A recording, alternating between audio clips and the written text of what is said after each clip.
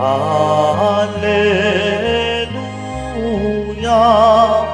Alleluia, Alleluia, Alleluia.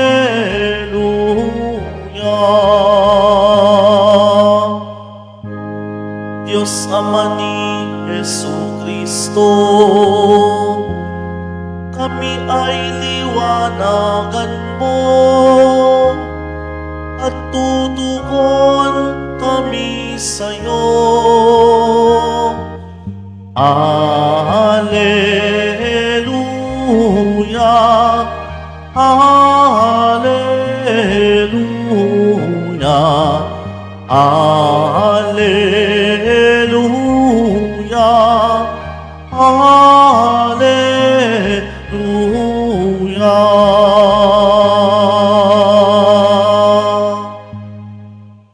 Sumainyo ang Panginoon. At sumaiyo rin. Ang mabuting balita ng Panginoon ayon kay San Marcos. Papuri sa iyo, Panginoon. Noong panahong iyon, ilang Pariseo at ilang kampon ni Herodes ang pinapunta kay Jesus upang siluin siya sa kanyang pananalita.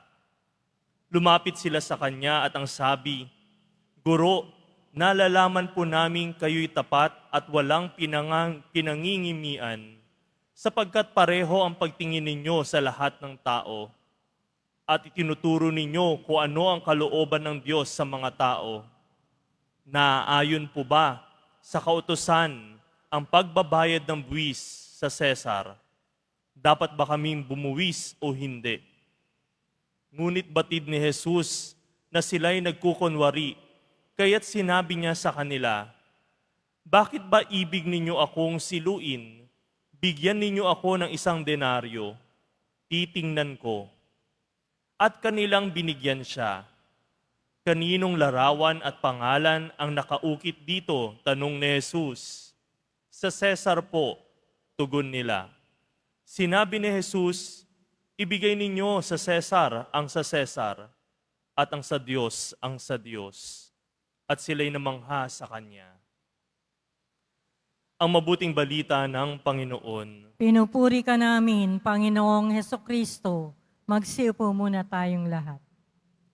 Kadalasan, kapag naririnig natin ang ibigay kay Cesar ang kay Cesar at ang sa Diyos ang sa Diyos, ang iniisip natin ay tungkol sa pera, buwis, o ang paghihiwalay ng politika at relihiyon. Pero kung titingnan natin ng mas malalim ang ugat ng kwento, may mas maganda at nakatagong mensahe si Jesus para sa atin.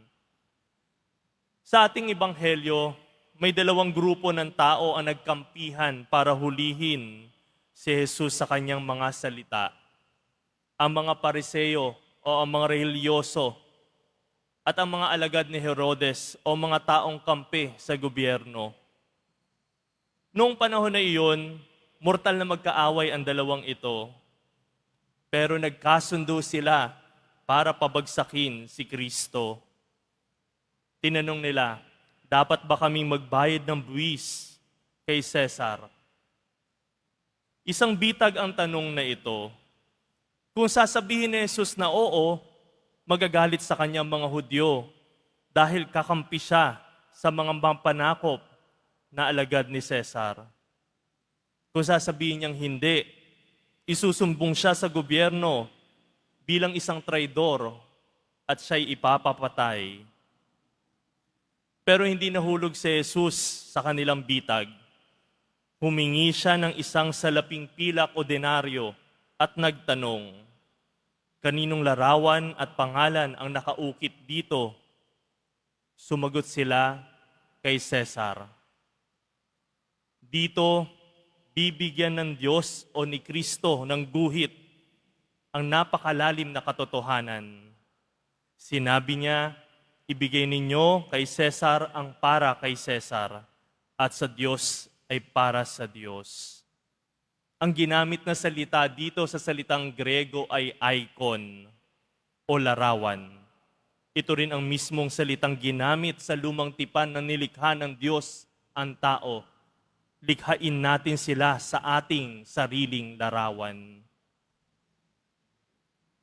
Ito ang nais itanim sa atin ng Diyos ngayong araw. Ang barya o ang denaryo ay gawa sa pilak, galing sa lupa at tinatakan ng mukha ni Cesar. Kaya ibalik mo ito sa mundo. Ibalik mo ito kay Cesar. Iiwan mo ito dito. Ang tao, ikaw, ako, tayong lahat. Hindi tayo gawa sa mundo. Hindi tayo gawa sa lupa. Hindi tayo gawa sa pilak.